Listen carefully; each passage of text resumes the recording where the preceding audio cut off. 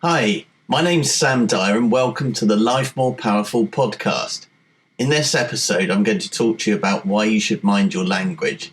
Probably not in the way you immediately think, though.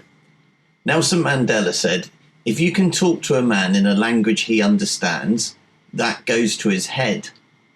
If you talk to a man in his language, that goes to his heart. So why is that important? Well, have you ever had an experience where you just really got what someone was saying to you? I know I have. It feels like it flows and what they say is easy to understand. In the same way, you will have experienced the opposite. It feels completely different, doesn't it?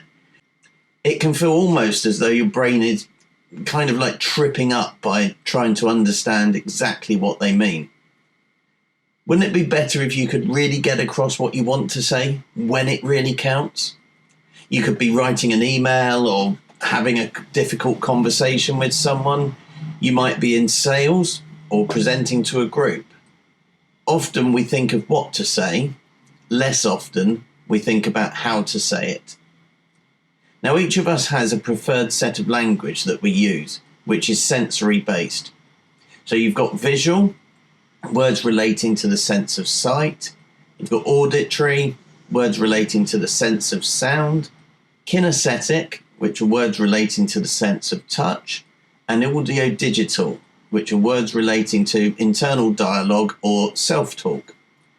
So if you're talking to someone who has a visual preference, use phrases such as, it looks bright. Do you see what I mean?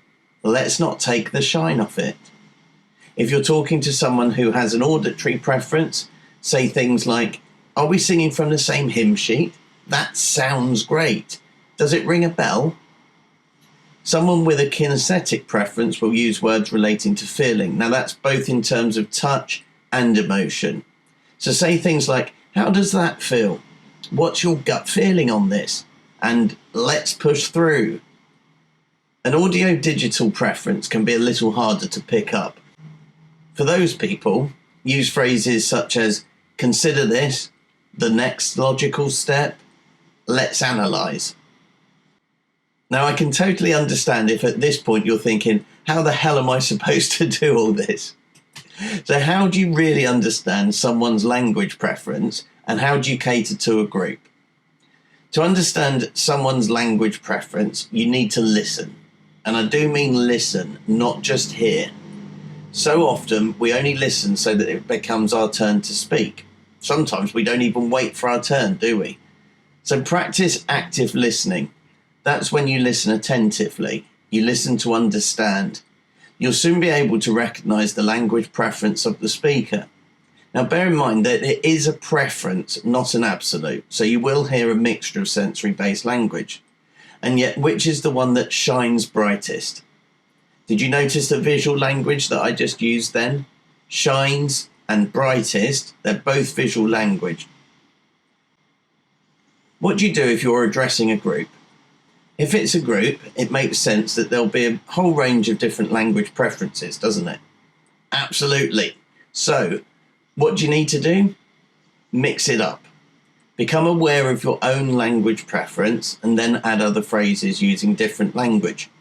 Keep it natural though and stay you. So here's a two-part challenge for you. Hey.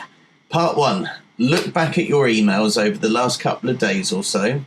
Really start to recognise your language preference. Listen to yourself and the language that you use.